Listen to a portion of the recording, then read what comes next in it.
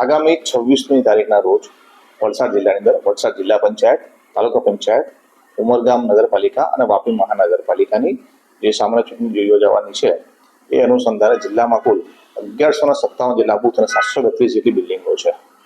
આ પૈકી 37 જેટલી બિલ્ડિંગ છે અને અતિ સંવેદનશીલ કન્સિડર કરવામાં આવી છે અને 125 જેટલી બિલ્ડિંગ છે એને સંવેદનશીલ નક્કી કરવામાં આવી છે.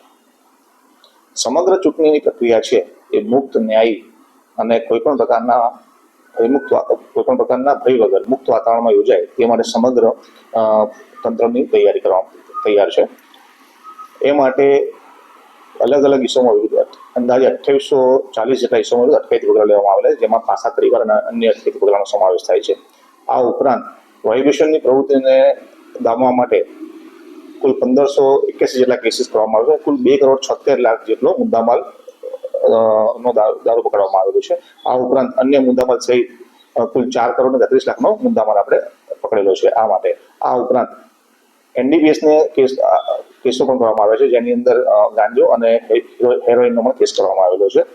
આ ઉપરાંત જે નાસ્તા ફરતા આરોપી વિરુદ્ધ પગલાં લેવામાં આવે છે તે પકડવામાં આવે છે અને જે એમની નોન અવેલેબલ વોરંટ છે એ બજાવણી કરવામાં આવી છે. જિલ્લાની અંદર 468 જેટલા પરવાનેદાર હથિયારધારકો હતા, તેમના હથિયાર જમા લેવામાં આવેલા છે અને સમગ્ર વલસાડ જિલ્લો જે છે એ દમણ અને સેલવાસ યુટી તથા મહારાષ્ટ્રના બોર્ડર જિલ્લા પર આવેલો છે. તો આ બધા જે બોર્ડર પર છે, બોર્ડરના જિલ્લાઓ સાથે બોર્ડર લેવલ એક મિટિંગ કરવામાં આવી છે, જે અને સમગ્ર બોર્ડર વિસ્તારમાં 17 જેટલી ચેકપોસ્ટ, આંતરરાજ્ય ચેકપોસ્ટ ઊભી કરવામાં આવેલી છે. આ ઉપરાંત સમગ્ર ચૂંટણી પ્રક્રિયા માટે એસપી તથા 5 જેટલા ડીવાયએસપી, 23 પોલીસ ઇન્સ્પેક્ટર, 43 પીએસઆઈ, 156 જેટલા પોલીસ કર્મચારીઓ, 210 જે નવા તાલીમાર્થી આવે છે એ અંદાજે 1350 જેટલા હોમગાર્ડ તથા 13 સેક્શન એસઆરપીની ફાળવણી કરવામાં આવી છે. સમગ્ર બંદોબસ્ત દરમિયાન કાયદો વ્યવસ્થા જાળવવા આવશે.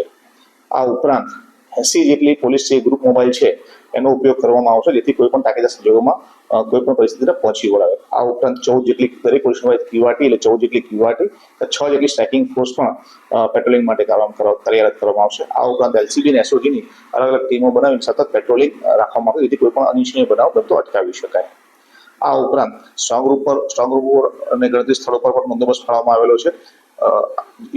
મતદાન પૂર્ણ થયા બાદ સ્ટ્રોંગ રૂમ પર જ્યારે મતપેટીઓ પહોંચશે ત્યારબાદ ત્યાં ત્રણ લેવલમાં બંદોબસ્ત ફાળવવામાં આવેલો છે, જેની અંદર ઇન્ટરનલ લેવલ પર એસઆરપી, બહારની સાઈડમાં આર્મ પોલીસ અને સૌથી બહારની સાઈડની અંદર સિવિલ પોલીસ રહેશે.